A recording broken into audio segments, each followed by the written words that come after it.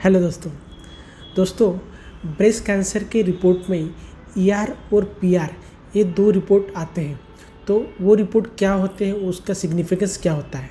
तो जब भी ब्रेस्ट कैंसर का डायग्नोसिस होता है और इसको एक हिस्टोपैथोलॉजी रिपोर्ट आता है तो उसमें डायग्नोसिस के साथ ईआर और पीआर ये दो रिपोर्ट भी किए जाते हैं।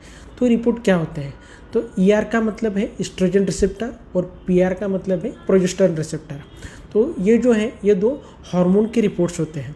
तो ये हार्मोन के रिपोर्ट का सिग्निफिकेंस क्या है, तो इसका सिग्निफिकेंस ये है कि अगर इन केस ये ईआर और पीआर रिपोर्ट अगर पॉजिटिव आ जाते हैं तो उस केस में हम उस पेशेंट में कुछ हार्मोन रिलेटेड ड्रग्स जो है मेडिसिन है उसका इस्तेमाल हम कर सकते हैं।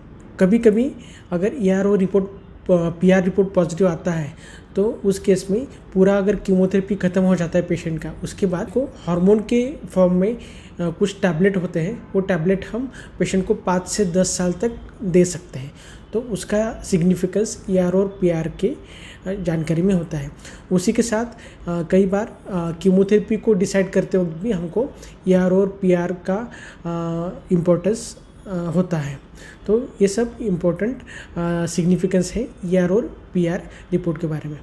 अगर आपको ब्रेस्ट कैंसर के बारे में कोई भी जानकारी चाहिए, कंसल्ट करना है, तो आप मुझे ऑनलाइन कंसल्टेशन कर सकते हैं। मैंने ऑनलाइन कंसल्टेशन का लिंक डिस्क्रिप्शन में दे दिया है।